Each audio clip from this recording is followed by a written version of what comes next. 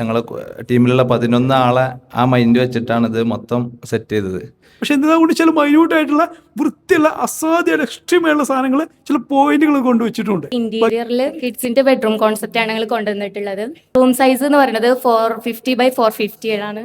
ഈ ഡാർക്ക് ലൈറ്റിന്റെ light colours കൊണ്ടുവന്ന് അതിന്റെ കട്ടണും കാര്യങ്ങളും ആ കളേഴ്സും ഒക്കെ കൊണ്ടുവന്ന് വളരെ ഭംഗിയായിട്ട് ചെയ്തിട്ടുണ്ട്. ഞങ്ങൾ 2 ഫ്ലോർ ആയിട്ടാണ് ചെയ്തിട്ടുള്ളത്.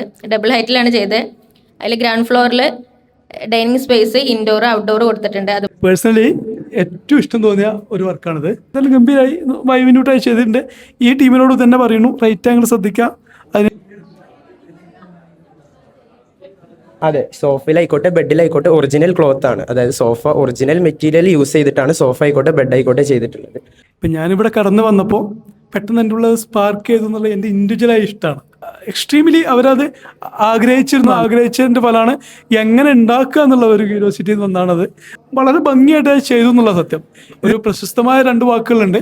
എനിക്ക് ഉറങ്ങാൻ സമയമായിട്ടില്ല, എനിക്ക് ഇനിയും മുന്നോട്ട് പോകേണ്ടതുണ്ട്, ഒരുപാട് യാത്ര ചെയ്ത് തീർക്കേണ്ടതുണ്ട്.